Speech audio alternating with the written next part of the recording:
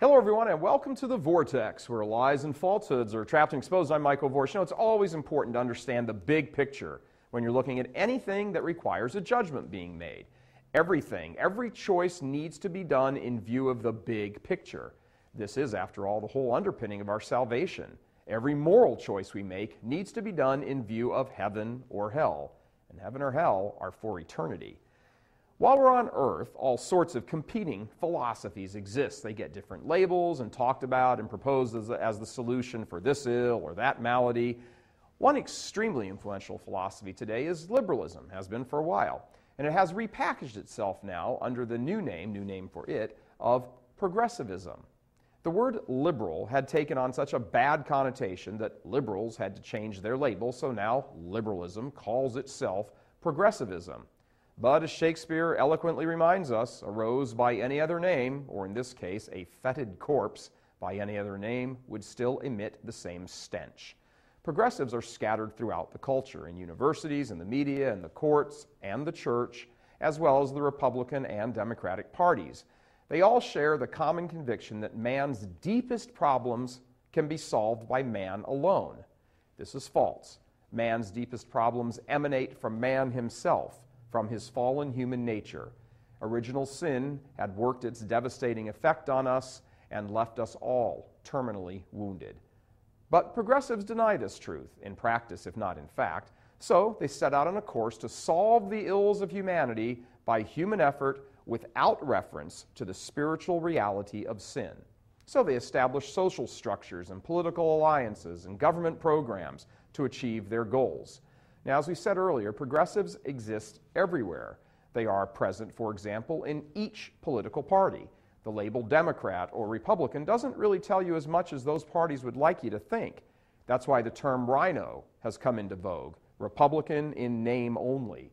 The Republican Party platform calls for an end to abortion, for example, but many heavy hitters in the Republican Party are either pro-abortion or very lackluster in their support of pro-life initiatives. Likewise, the label Democrat doesn't automatically mean that someone supports abortion. There is, after all, a small number of Democratic politicians who consider themselves pro-life Democrats. Now, certainly there are many more progressives among the Democrats than the Republicans, but the main point here is that labels can be a tricky thing.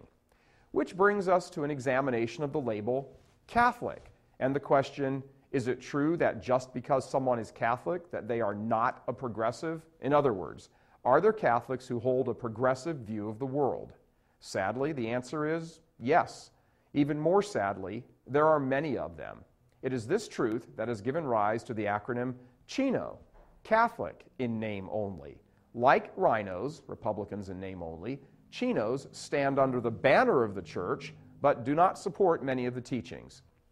They are the progressives in the church, who hold the view that the church's primary duty is to lift man out of poverty and reduce global warming and eradicate the sinful structures of earthly governments. They seek to establish the heavenly kingdom on earth without any substantive reference to heavenly truths. Faithful Catholics can certainly disagree about various ways in which our social ills should be solved or approached, but we cannot disagree on the core issues that make us Catholic. Catholic money should not be going to groups that either directly support abortion or so-called same-sex marriage or surround and associate themselves with other groups that do. But the reason millions of dollars have gone to such groups is because progressive-minded people in the church share some of these self-identified progressive groups' goals. And remember the big picture. These groups start at an entirely different point than the church when it comes to social ills. They believe the answer involves abortion, contraception, same-sex marriage, sterilization, etc. The U.S. Bishops' Conference should not have any association with these groups, period. They are opposed to the truth of the church. That makes them enemies of the faith. Pray for them, absolutely. Fast for them, certainly. Try to convert them, we're commanded to. But do not fund them. I'm Michael Vorse. Please help us keep delivering these kinds of messages that so desperately need to be heard and acted on. Join RealCatholicTV.com today as a premium subscriber. Become immersed in the faith established by Jesus Christ.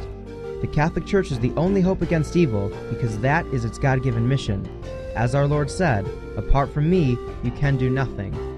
Join RealCatholicTV.com today as a premium subscriber and come to learn and love Christ more deeply.